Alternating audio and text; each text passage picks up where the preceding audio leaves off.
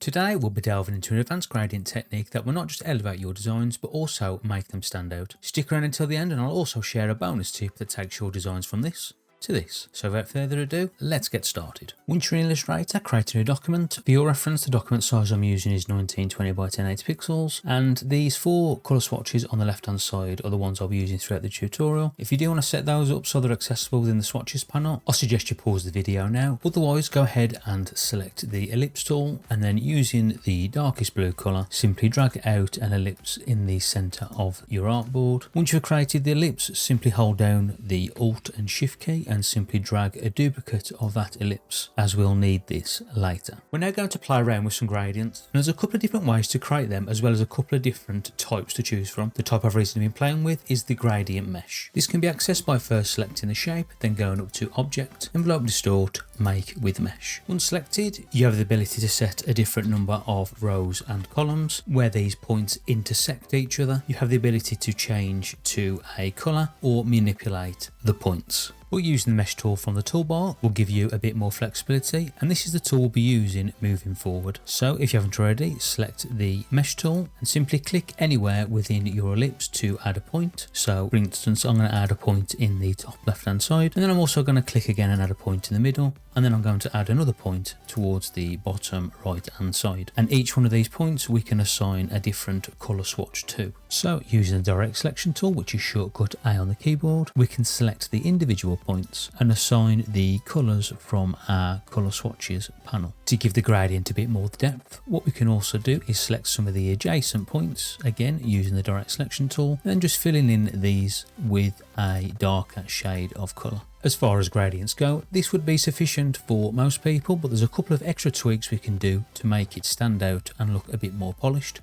And one of those is to select the Twirl Tool, which is located within the Width tool menu, and then once selected you'll see the initial brush size, which ideally needs to be just smaller than your ellipse. So what we can do is, if we just double click the Twirl Tool to bring up the Twirl Tool options, and then just increase the brush size to something like 400 by 400. Obviously this will depend on how big your original ellipse is, but as you can see, the brush sits nicely inside of the ellipse without protruding past the edges. And then if we just single click it and hold it for a brief couple of milliseconds, and then it will just make that gradient twist and just give it a little bit more depth. We can also add a Gaussian blur to the gradient, so hold down the Alt and Shift key and then click and drag a new instance of the shape, and then go to Effect, Blur, Gaussian Blur, and then we can use something like 50 pixels, and then with the ellipse still selected, Shift and then click on the original ellipse, loose the Shift button and then single click on the ellipse to make that the key object, and then just recenter the blurred ellipse over the top.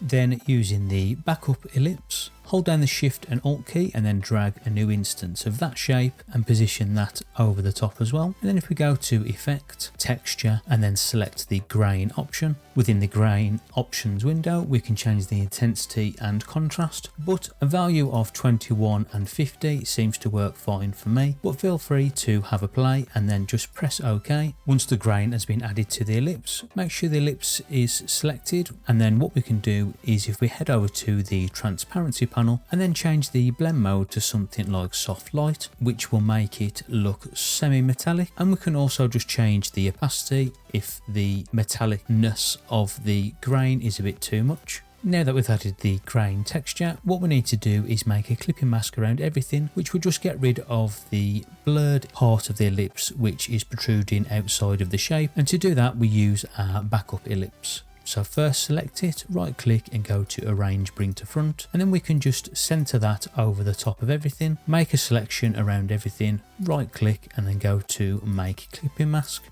and then that should get rid of all those blurry edges. Next we're going to create a background, and to do this we'll select the rectangle tool, click anywhere within the artboard, and then we'll create a rectangle which matches the exact dimensions. Press OK and then horizontally and vertically center the rectangle, right click and then go to Arrange, Send to Back. With the rectangle still selected, we want to flip the solid fill over to a gradient fill, and we want to change the gradient type to the Freeform Gradient. Change all 4 points that are preset to the darkest blue colour swatch, and then we want to single click towards the bottom left hand side of our ellipse and then a single click towards the top right, and then we want to change those to the respective colours so they match the ellipse. To darken the colours around the edges, simply add a point towards the bottom and then change the colour to the darkest blue colour and keep adding points all the way around until the colour is a bit more concentrated towards the centre. If the coloured points are still too bright, simply select the point, head over to the gradient panel, and then change the opacity to something like 70%, and then do the same for the other colour, changing it to about 70%, and then using the rectangle tool, click anywhere within the artboard and create a second rectangle which is the same width and height. Set it to your darkest colour, horizontally and vertically centre the rectangle, then right click and go to arrange send to back. And the reason we create this second rectangle is because when we edit the gradient points and change the opacity, essentially the white artboard was sitting behind, but now the dark blue colour is sitting behind.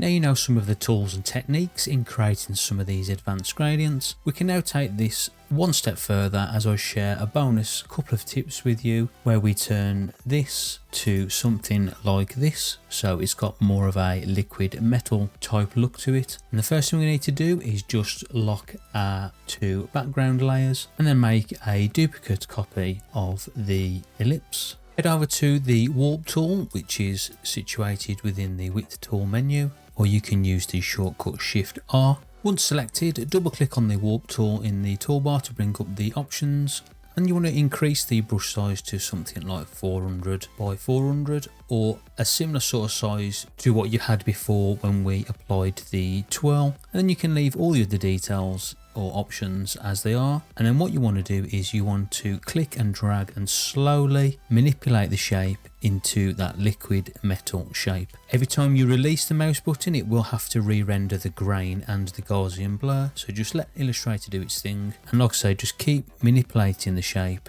until you've got something which looks liquidy. Once you deform the shape, simply bring in your other ellipse and then just reposition that down somewhere below.